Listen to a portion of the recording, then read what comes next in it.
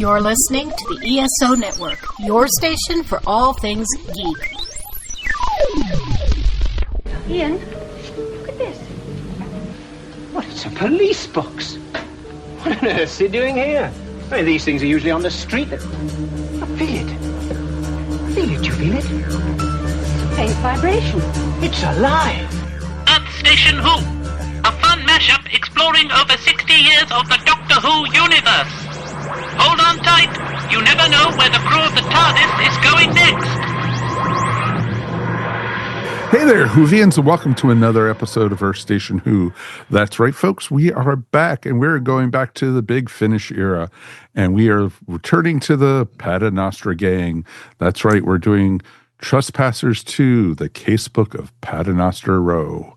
So it's going to be a ton of fun, and it actually had a doctor in this one I was not expecting. And I was actually a little surprised by it. And it's going to be a great episode to chat about. And we've got a great crew here, of course, as always. Let's, of course, welcome our guest for tonight, returning once again, Dave Chapman. I'm back again. Yes. And happy to be here. And you don't even have to fill in for anybody this time. It's nice. No, I'm not the second choice. I'm actually the first choice. You are our first choice. So it's awesome. How has your 2026 been so far? Largely uneventful. So good. That is very good. You know, you didn't take nothing outrageous has happened in Canada. You haven't taken over any countries or anything like that. So we have not taken over, nor have we been taken over. That's even better because they might be coming after your Tim Hortons or something like that. Yeah, exactly. Got to protect the Timmies. Of course you do. Get away from my Timbits. Get away. There you go. And we have a great regulars, of course. All of us are here tonight. Let's, of course, welcome Mr. Mike Gordon. Howdy. How are you, my friend? Happy New Year. Happy New Year to you as well. I don't know what is in store for us Doctor Who-wise this year. Probably not a lot, but we'll still make it work.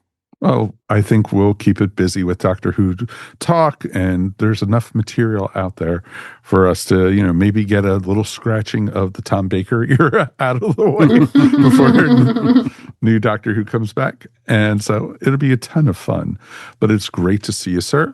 And of course, Mary Ogle is here. Hey, everybody, it is fantastic to be here. Happy New Year, Mary. Happy New Year. And, of course, last and not least, wearing her Tom Baker Fourth Doctor scarf is Ms. Melanie Dean. Hello, fellow Whovians. I cannot wait to chat some Who with you. Happy New Year, my dear. Happy New Year. And to everyone else as well. Of course, to our wonderful listener or listeners, it's always great to hear from you guys. And of course, we do have a piece of email to welcome in the new year from one of our favorite writers. And so it's going to be great to hear from Peter later on tonight. So, of course, we'd love to hear from you guys also. Please write us anytime. Feedback at Earth Station Who is the best way to get in touch with us. Definitely would love it. And, if you get a chance, I know it's early into the show, but please like and subscribe. It would be from the bottom of our hearts. We would really appreciate it. And you know what? It would be great because, that's how people find us. That's how we grow. And I just saw our December numbers.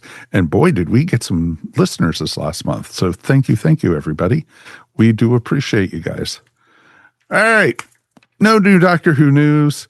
We're not talking about the ending of the war between the land and the sea because we didn't see it here in the States, and we don't want to spoil the ending. it. We're not talking about the beginning. We're not talking about the middle. Nope, not at all. Nope, because we haven't gotten any of it. No, we have not, and we will not talk about it until Disney gets it or whoever else is streaming it, whatever. So we will definitely, there's no word on that. To that point, not a word. So according to the podcast lore that we have here on Earth Station Who, probably about 9:15 tonight Eastern time, Disney will announce when they're going to be showing it. So as we go off the air. At this point, I don't think they're going to announce anything. They're just going to release it. It's just going to be there. And we had no idea it was there. The moment I we wouldn't hear be the surprised. Zoom lady, the moment we hear the Zoom lady go, recording ended or recording stopped, it's like, Yeah. bam, Bing. Doctor Who news. Bing. Check your streaming service. Exactly. Wouldn't doubt it. Would not doubt it. But yeah, so nothing else is really going on. Nothing, we don't know anything news-wise. We do know we're getting a Christmas special a year from now. And so until then, we'll be coming with different reviews and a lot of different things. And, you know, as we mentioned last time, Mary and I will be representing Earth Station Who at Pensacon in next month. And so we have our panel lined up. We'll give you more information when it's been approved.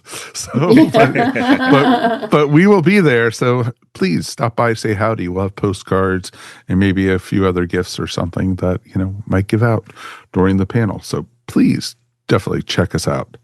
All right. Might as well jump in with both feet. Let's take a peek at the Paternoster Gang, Trespassers 2, the Casebook of Paternoster Row.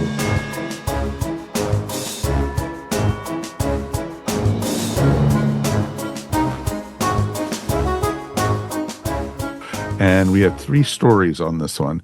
We had Anne of 1,000 Light Years by James Kettle, and then we had Paternoster by Gary Russell. Then we had The Gentleman Thieves by Lauren Mooney and Stuart Pringle. Not bad stories and anything. And I'm assuming this is all our first time listening to this one. Yes. Yes. Okay.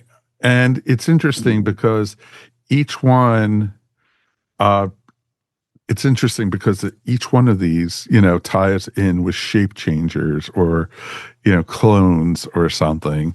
And it starts off with Jenny and Vastra coming back from their honeymoon. So, you know, we're going to be, yeah. Let's put Jenny in quotes. And somebody coming back from their honeymoon. Yeah. It was interesting with that. I think, you know, because Vastra's reviewing the cases and all about shape changers and clones, it's very interesting. So I have a feeling she suspects something.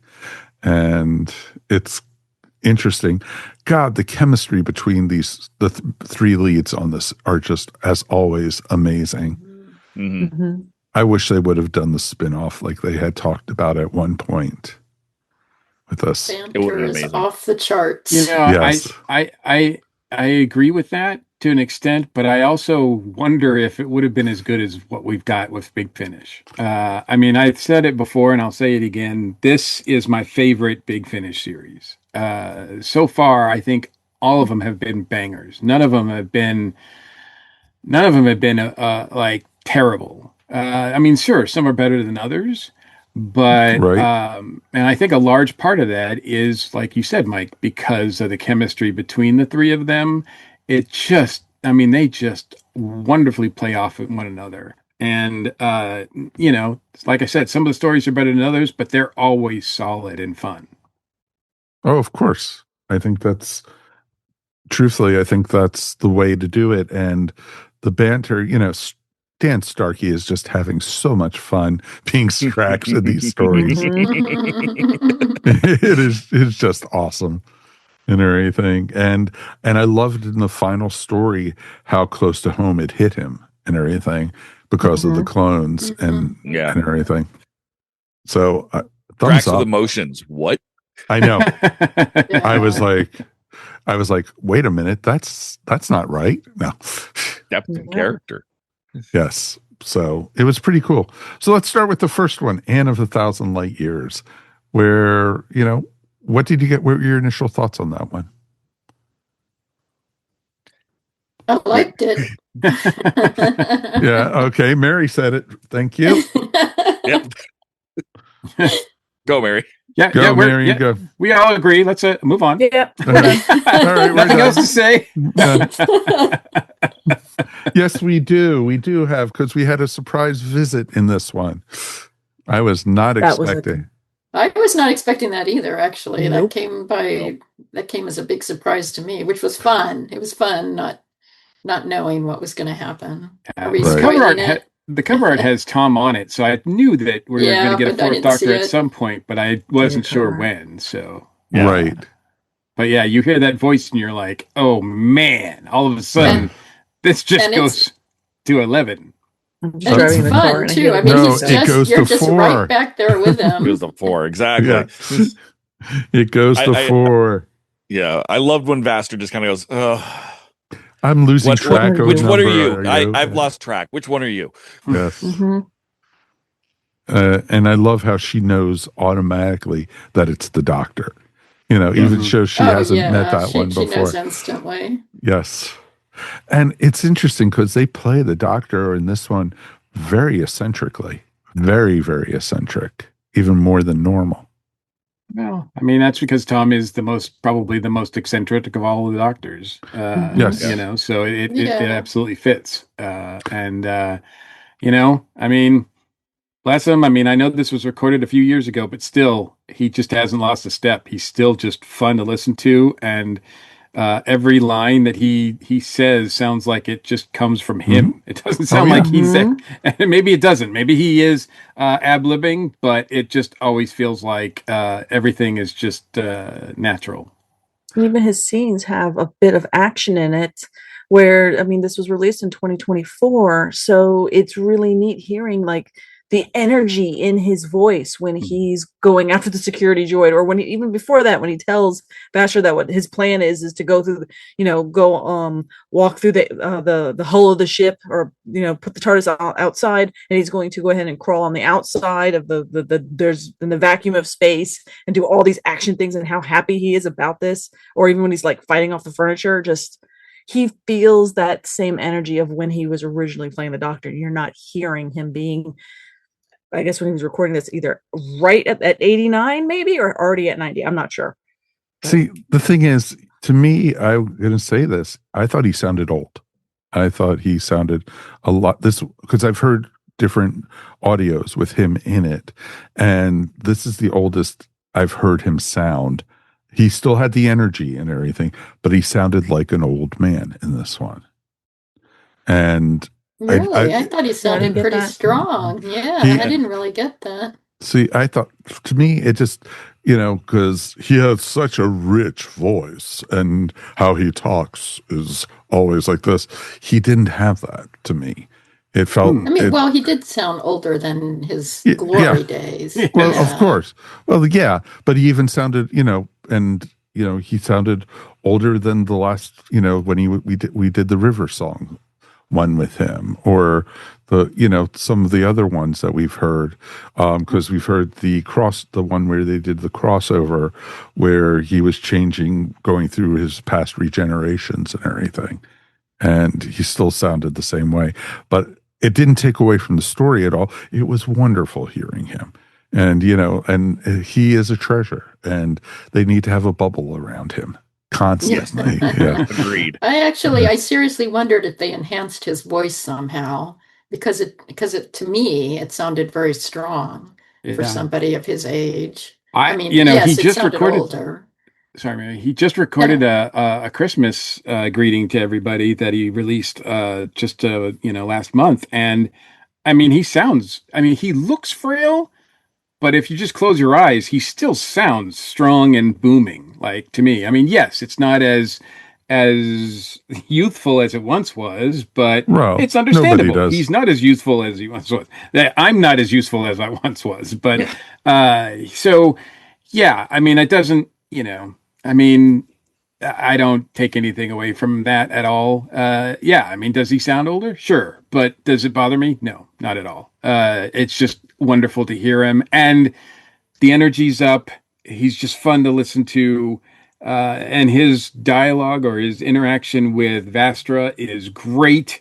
I don't know if they actually shared a booth together or anything like that. My understanding is that they probably weren't together when they recorded it, but I did see later on that Nev was really happy that because that's the Doctor she grew up with. Mm-hmm. So this was a very special moment for her to be able to interact with this Doctor in particular. She got pretty emotional about it, actually. And yeah, I can understand that, because I would be too. Oh, very much so.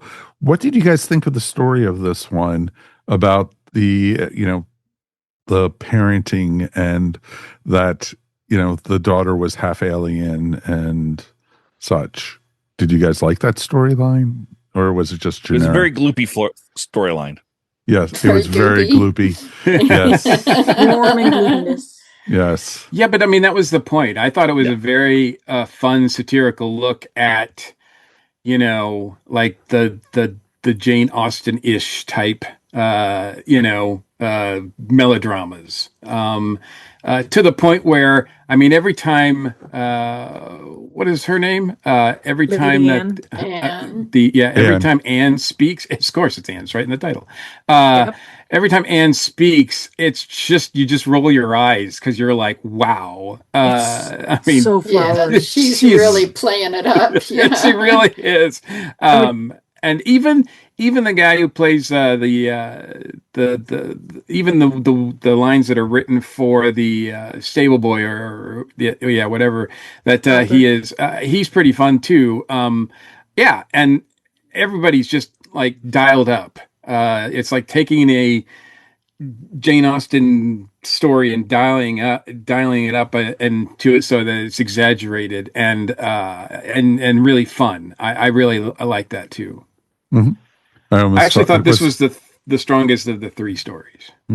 I actually thought, I was expecting the stable boy, to go, "As you wish." I love the scene between Lady Anne and she's going full, I want to say Gone with the Wind, but clearly that's the wrong era. But that flowery, oh my heart, and she's going full Victorian writing era against Strax. Like, I will get the message. Okay, here, take this. Whatever. He's like, oh yes. He's just thinking, yeah, I'm gonna go. Take the head of all those partridges for you in your name. He's like, I'm going to extract a sample of your DNA. And she's just like, do what you will. Yeah. First, take this message to my lover. Exactly. And I loved that the message was he was shooting at the stable boy and everything. Yeah. It's like, why are you shooting at me? I have a message for you. I'm sending a message. Yeah, exactly. They're subverting the stable boy though, because he's almost like a Monty Python character, because he's like, they're railing against the class system. Jenny is, and he's like, oh no, I love the class system. Exactly. I'm perfectly comfortable with that. How can I look down on the people below me? Yeah. Right. I was like, but you're already on the bottom. She's basically saying, and he's like, oh no, there's somebody in the village who I can look down on. Yeah, that he has to go out there and scare crows, so I can look down on him. I have to look down on the piss boy. What do you mean? And having Jenny in particular, Catherine's right. Catherine's work on this. I'm the one who messes that name. Yeah, I know. Catherine's work on this is so strong, and I really give her. I mean, Big Finish. This series has really allowed her character to really grow and become like sort of like the center of the three. Whereas I think prior to this series anyway, Vastra would always take center stage, but it seems like it's moving more towards, even on the cover art, Jenny is literally in the center, and which is interesting because, in the current storyline, it's not really her that's there. So it's really, I mean, this series is all about her in a lot of ways, and I think the actress, all of them are doing a solid job, but I think her in particular is just doing things and showing things that is just so great. Mm-hmm. It's interesting. It's interesting because I think they did that. Obviously, they did it purposely, because after listening to the first part of the storyline in the last, box set, it was like you were fully expecting them to, find out that she was taken and that it would be the main part of the storyline. Instead, they barely touched on it at all in this. Yeah. Which normally that would be frustrating.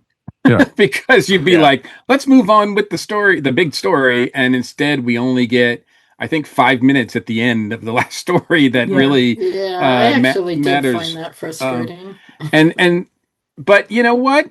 I mean, I'm just there for the ride because I just, I would probably complain if some of the stories here were not great, but they were all so fun to listen to that I was just like, okay. Well, exactly. I'm hanging out with my favorite crew, so I didn't mind that as much at all. But I could understand, like, if you're interested in the main story, yeah, this is not a lot happens until the very end, and even that just ends on a cliffhanger. So you have to, continue on with the next one to find out what really moves the story forward. Yeah, I think it's more like I wasn't interested in the main story. I liked the 3 stories on their own. They were all good stories. To me, the whole, doppelganger thing, I mean, as far as it related to Jenny, was just like sort of stuck in there. It wasn't really an important part of any of the stories. No. So more of like a second thought. I got confused. Because I was like, wait, what's going on? Oh yeah. Yeah, I had forgotten how the last one ended because my memory is just trash. So it did take me a little while to sort of catch up and go, oh yeah, that's right, that's what happened. And I kind of had to look at some stuff because I was like, unfortunately, they don't provide any sort of recap on these. And I think I've mentioned that before. I think when these series come out in different volumes, it would be nice if they included like a little audio like wrap up, just in case if people are listening, maybe they just for some reason, whatever, got a deal on it, got it gifted or something. This might be their first. Yeah, there might be their first foray into the Paternoster Gang, and they might be completely lost as to what's going on. So previously on the Paternoster Gang. Yeah. I mean, it would be very Doctor Who. I know, right? In the beginning. Exactly. Recap. And the recap should be done by Strax, of course. Oh, yes. Oh, yeah. God, for the love of stories.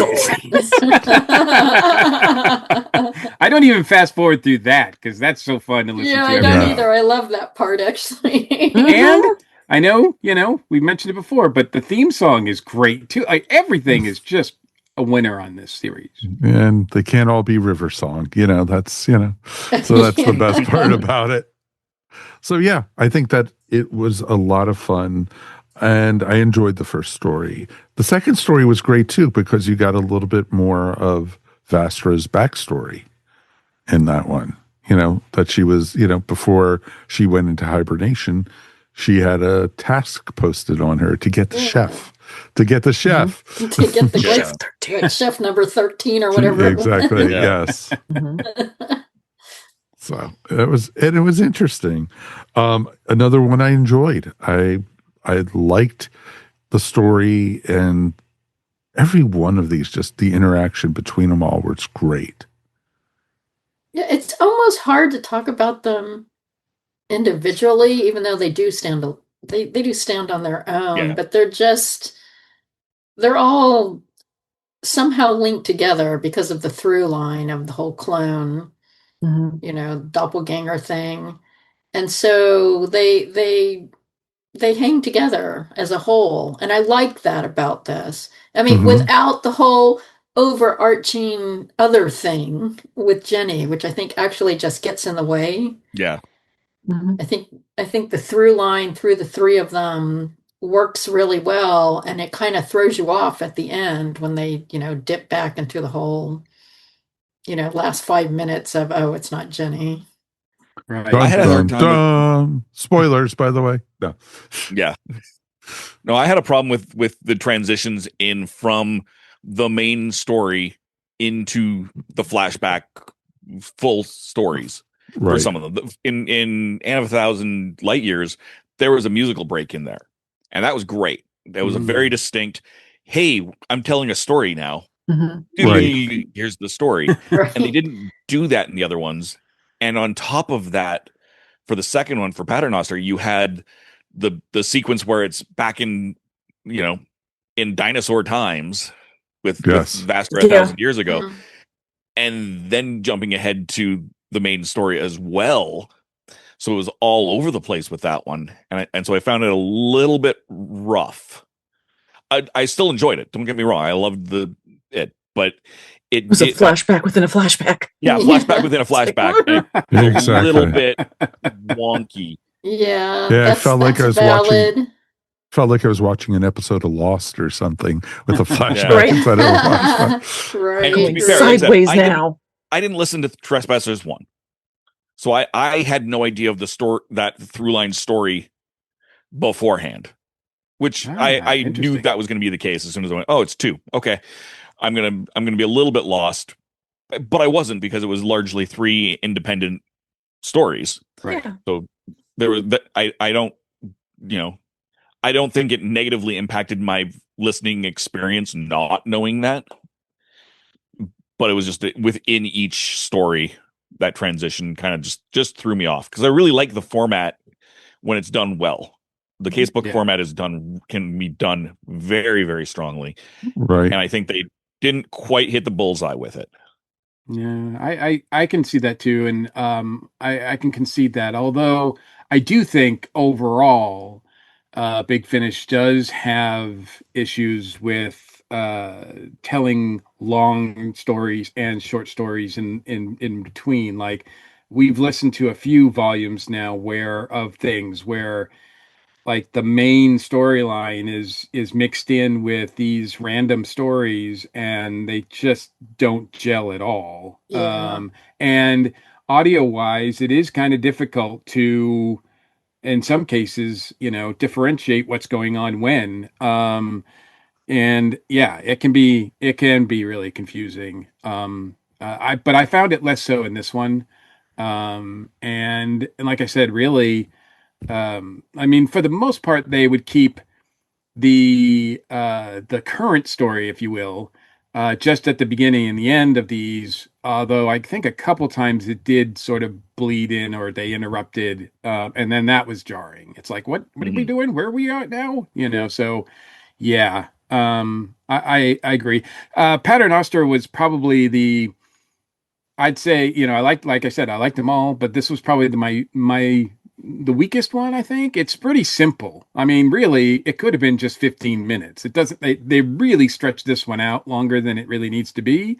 Because come on, we know who it is. Like, I mean, we know what's going on. Like, it's pretty obvious from like the get go, and it just seems to like go on, and you're just kind of like, oh, come on. Like, but I'm having so much fun with the characters, and it's really the one that really gets Vastra to shine in this one. I think more than the other 3.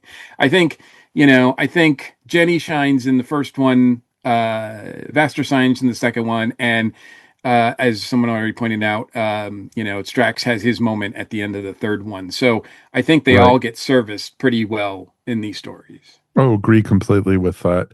I did like the thought, the whole story, the folks living down in the sewers.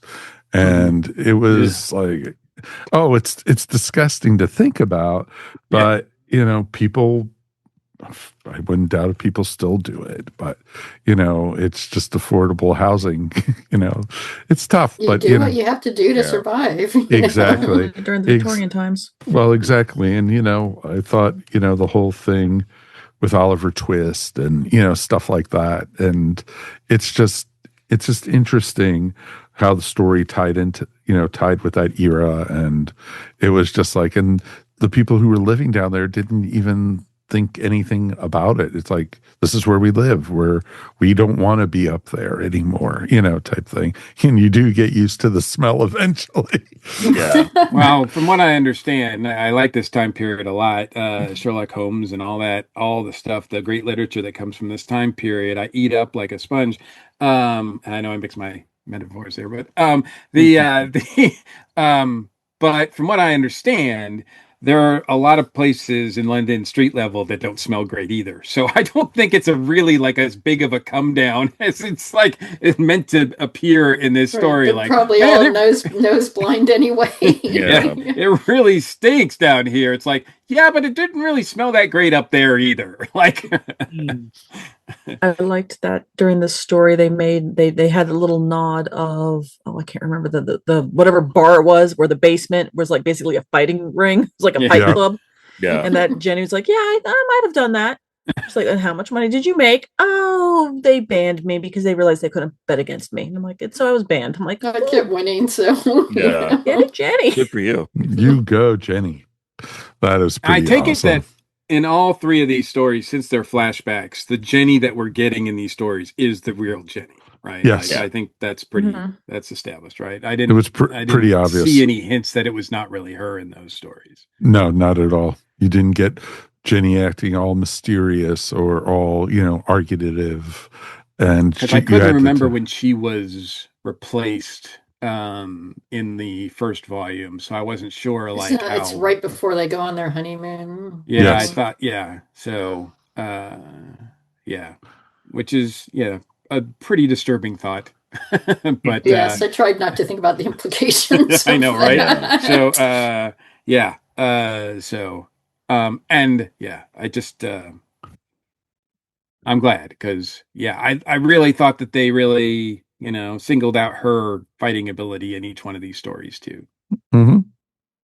What did you guys think of the final story with the Gentleman Thieves? I really enjoyed it. I thought it was fun. And every time that Strax said "idiot," just punched. And it was great. I forgot the Are army we of abandoning idiots. the idiot now? Are you referring to me? No, to them.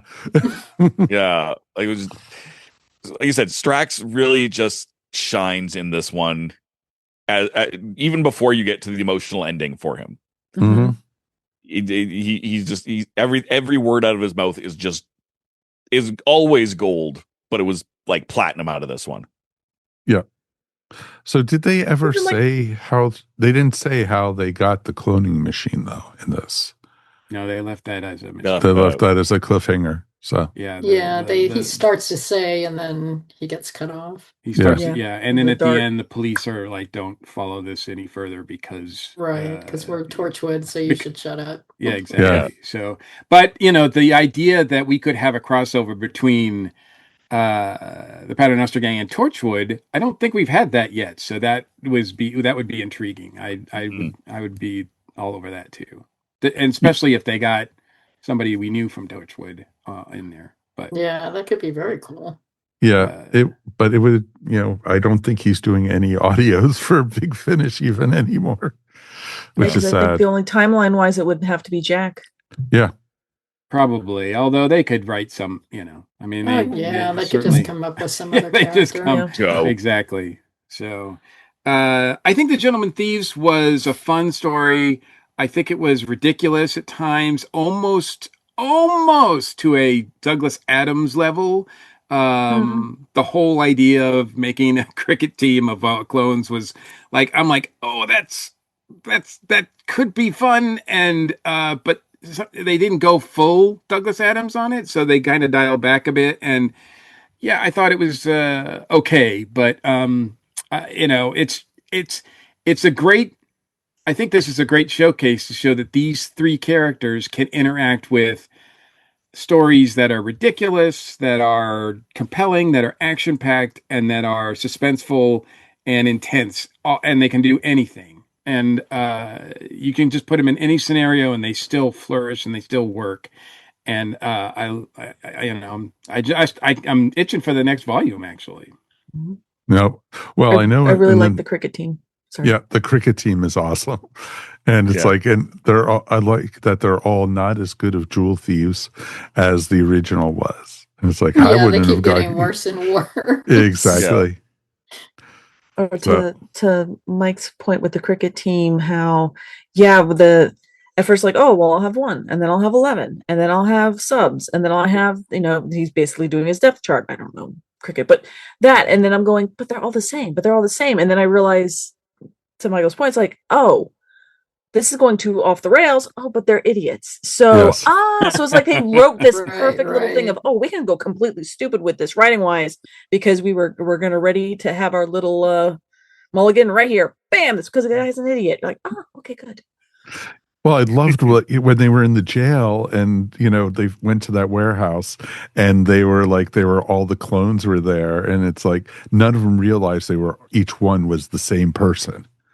It was like, why? You know, it's just like, yeah, they're clueless. They're just like, oh, it's dinner time. It's dinner time. They're not even trying to escape. You know, no.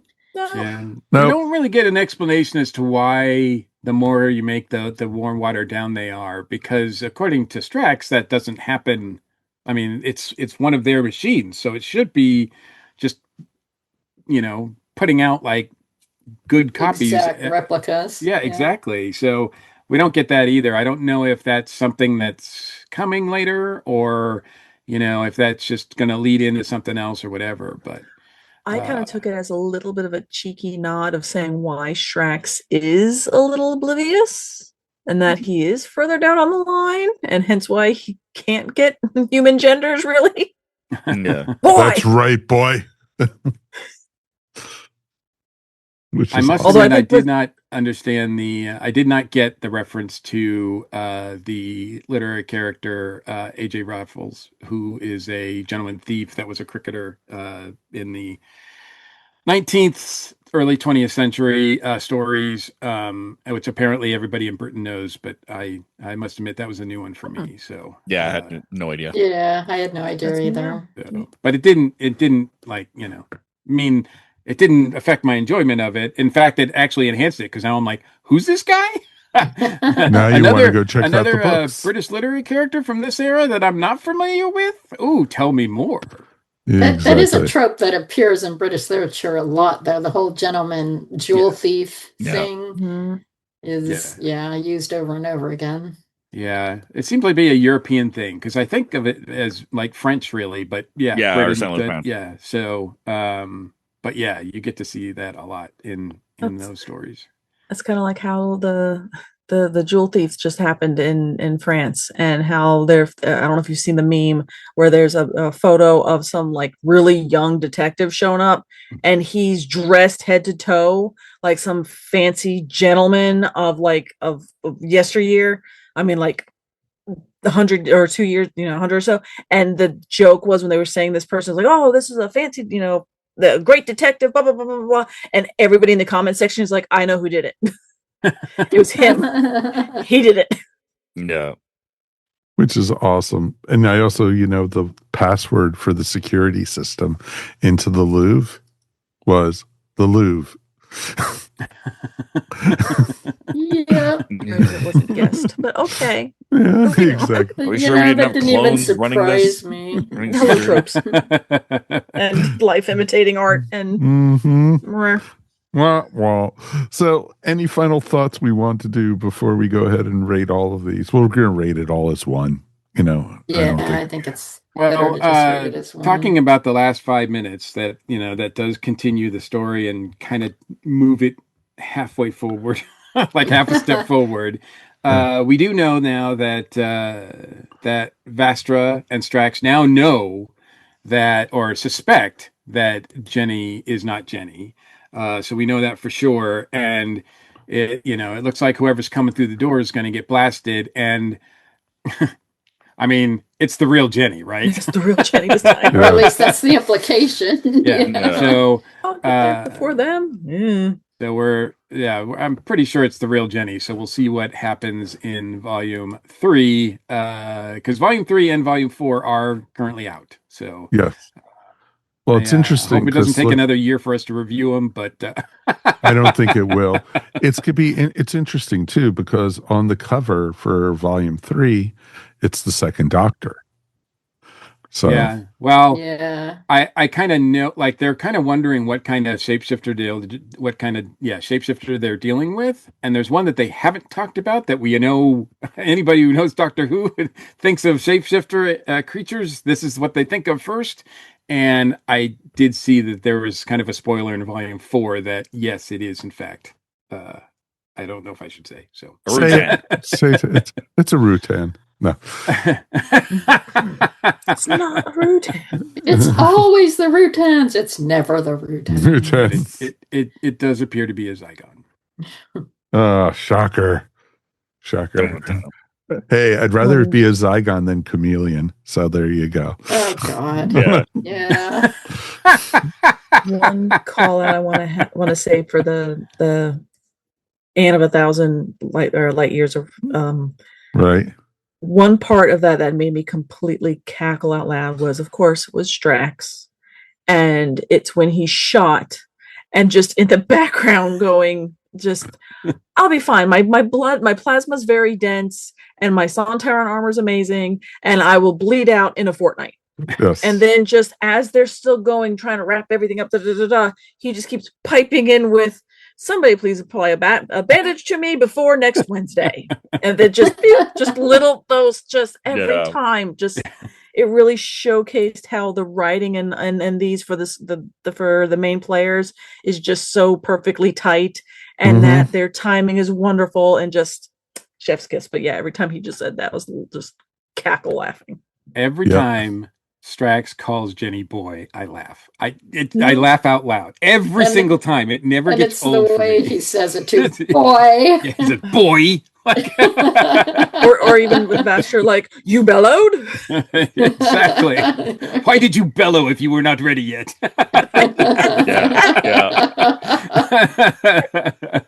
He's so annoyed.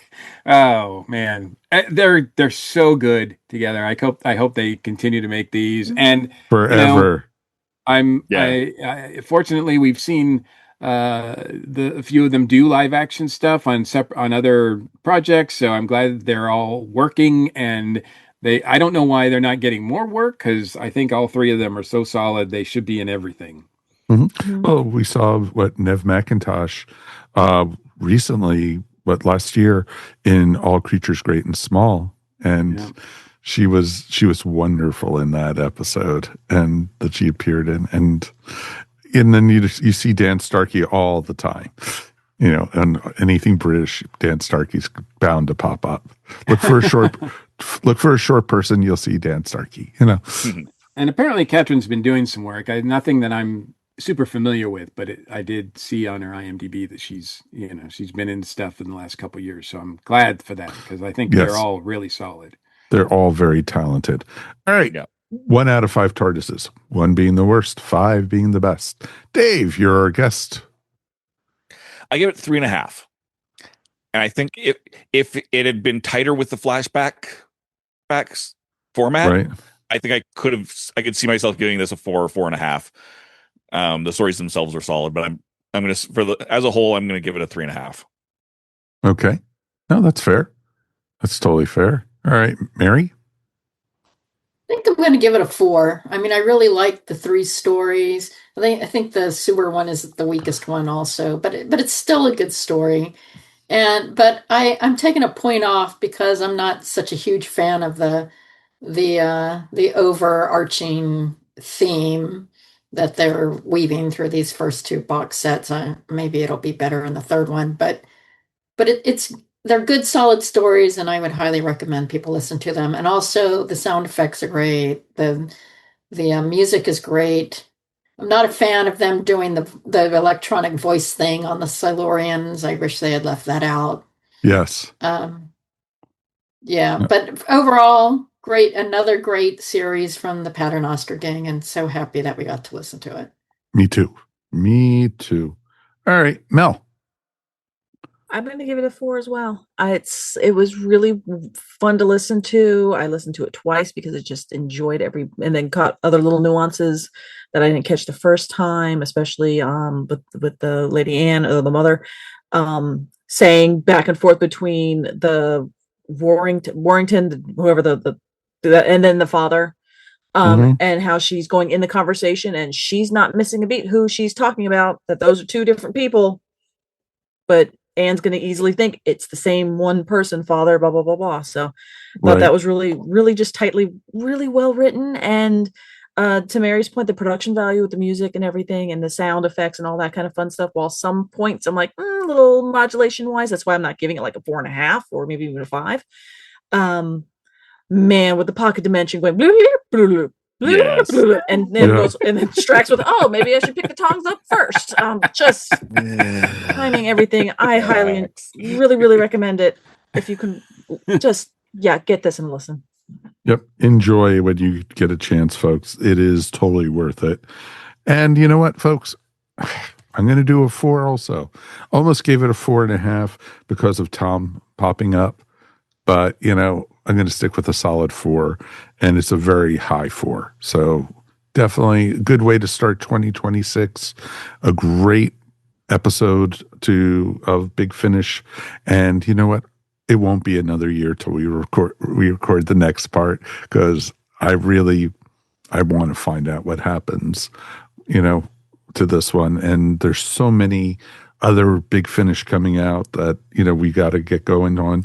We got to go back to the Ninth Doctor. And, I'm thinking we might even need to do a Jodie episode. I think, I would love to hear how her Big Finish is, because no Chibnall involved. So it's a good thing. Wow, we made it a long time before the Chibnall bashing this morning. Who had 45 minutes into the episode? So, yeah, I think it's pretty awesome, folks. And we definitely would love to hear from you guys. Feedback at earthstationwho.com. Speaking of feedback, Peter wrote us again, and he wrote about The Awakening.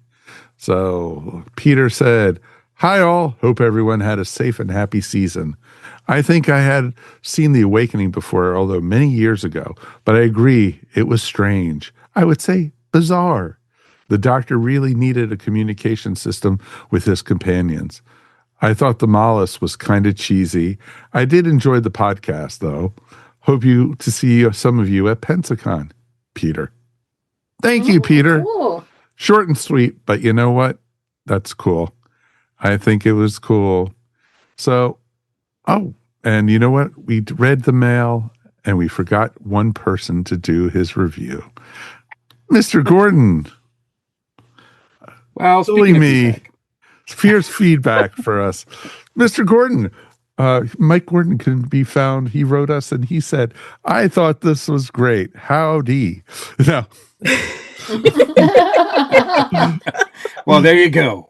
Let's add a number and we're done. Yeah, exactly. Enough said. What do you got, Mikey? I'm going to go 4.5. I can't give it a solid 5 because, there was, it's great and it's fun, but it's not like essential. But for the reason you suggested, Mike, I'm giving it an extra like half because of Tom. Because Tom does make everything better. He does. 4 makes everything better. He really does. And I have to give them credit for not wasting him. Like, it's a big moment. Like for Tom fans, they might pick this up because they're like, "Ooh, I just love everything that, the Fourth Doctor does." And I think they're going to be satisfied with this. Sometimes when you get a guest doctor, it's not as satisfying. So I thought that this one was really, really well done, and Tom was great. And I always give Tom a 5. So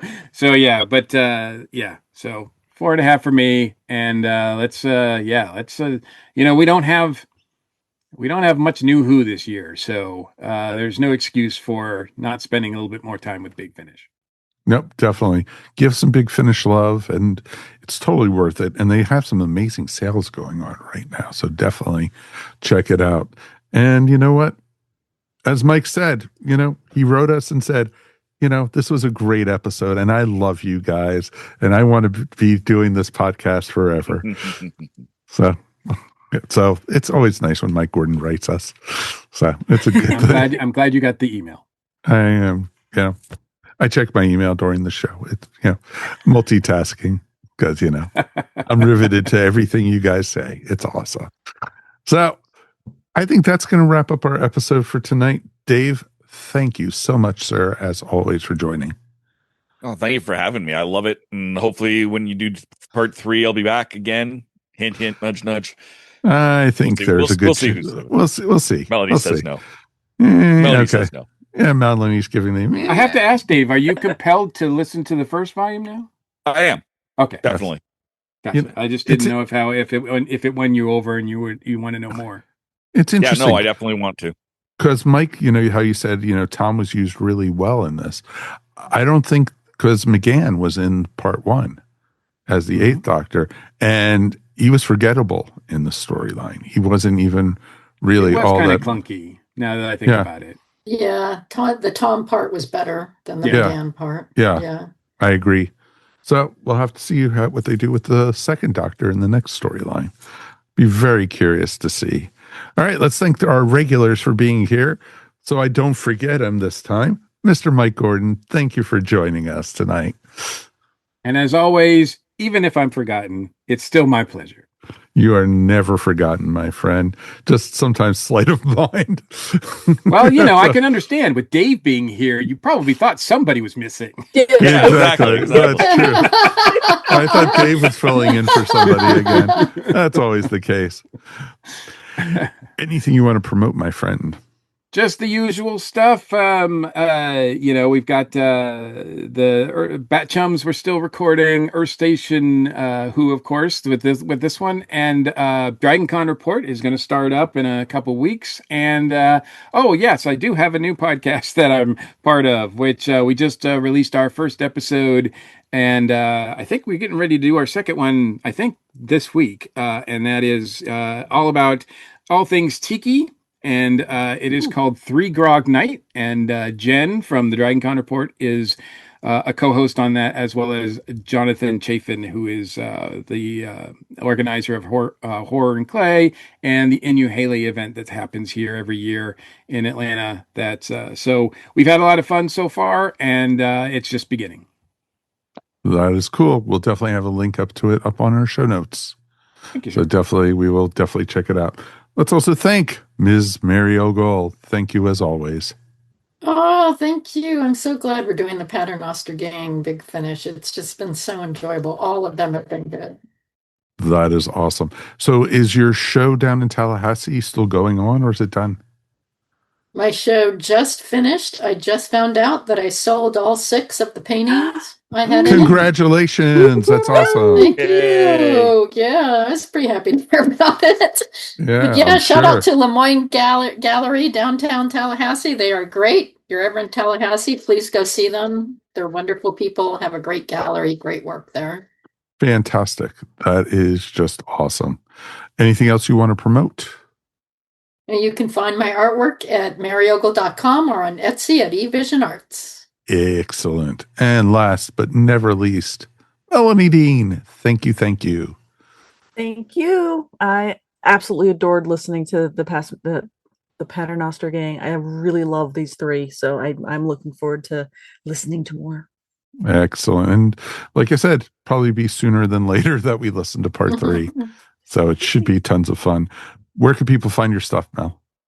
Right now, Instagram mostly. I've kind of taken a break over the holidays, so I'm going to be gearing back up. You can find me on Instagram mostly at Pieces of Melee or at the full-time job diamondtechcrafts.com or just Diamond Tech Crafts on the socials.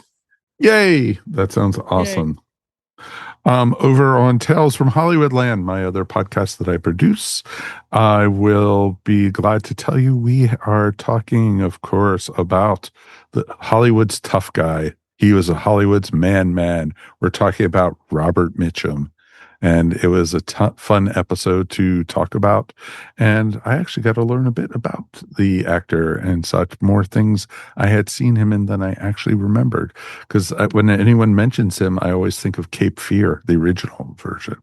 And so, he's been in so many other things that I was like, I have seen that. I've seen that. Oh, I saw that. So it's pretty awesome with that. So definitely check it out. Tales from Hollywoodland, wherever fine podcasts are found. And I am also now, for my day job, I am producing a podcast audio and video for them for a podcast called Access Matters. It's about documentation in healthcare for anyone who is very at all interested in the excitement of healthcare documentation. So I get to produce that one, and it's fun, and it's part of my day job. So podcasting now during the day for legit stuff. So it also means I get paid to do podcasting now. Yay! So it was about time. So, only after 20 years. Exactly. You're getting close. I think I'm 18 years into podcasting now. So I think next year is my 20th year. Oh, Jesus. Oh, wow. So with that being said, as I get my Geritol out, I'm going to say goodnight, everybody. Please, if you get a chance, like and subscribe. Yes. We thanked him. He's the very first person I thanked for being here. I thought it was me. No, he said thank you. I didn't promote anything, but he didn't say thank you. I did. Then we sidetracked off to do I want to listen to episode 1? Exactly. Oh, right. Sorry. Yes. I wanted to make sure that nobody else was forgotten, especially you, Dave. No, and unforgettable. It's okay. Yeah, everyone's forgettable. So nobody always forgets about me. That's almost feel like that's going to become a Simple Mind song now. All right. So if you get a chance, if you like this kind of nonsense, please like and subscribe. We would really appreciate it. If you feel generous after the holidays, please sign up for the ESO Patreon, where this episode goes live 24 hours after we record it. And you get also 48 hours before the rest of the world. So it's pretty cool stuff. And it's only $1 a month. Please help and subscribe. We would really appreciate it. And also, of course, if you get a chance, join our Facebook group where you can find all kind of geeky Doctor Who stuff. And, finally, when Doctor Who is announced in the next 20 minutes between the land and the war between the land and the sea, we basically will be posting up there. We'll make it up there. So definitely check it out. We definitely would love to hear from you guys. Until next time, on behalf of Mike Gordon, Melanie Dean, Mary Ogle, and of course, Dave Chapman, the rat hole himself. We will see you all soon here on Earth Station Who. Happy New Year, everybody. I hope it's a sweet one for us all. And we will see you soon. Alan Z. Peace, and we are done. Bye, everybody. You've been listening to Earth Station Who, a pop culture podcast dedicated to all things Doctor Who, featuring talents from throughout space and time. All topics on the show are the sole opinions of the individuals and are to be used for entertainment value alone. You can subscribe to our show wherever fine podcasts are found, or check out our website, earthstationwho.com. Don't forget to check us out on Facebook or Instagram, and if you enjoyed the show, please write to us at feedback@earthstationwho.com. Thank you so much for listening, and we will see you on the next journey of Earth Station Who. Looking for your next horror obsession? Check out Earth Station Boo. So if you live for the jump scares, creepy creatures, horror deep dives from the cult classics to modern nightmares, chatting about movies, shows, and everything that makes horror, hauntingly fun, then you found your people. The Haunted Hosts are all about laughs, scares, and killer conversations every week. So grab your flashlight and join us. It's always spooky season here. Earth Station Boo. Stream it now wherever you get your screams. This has been a broadcast of the ESO Network. Be part of the crew and help support our shows by donating to our ESO Patreon or by shopping at the TeePublic store, which can all be found at www.esonetwork.com. The ESO Network, your station for all things geek.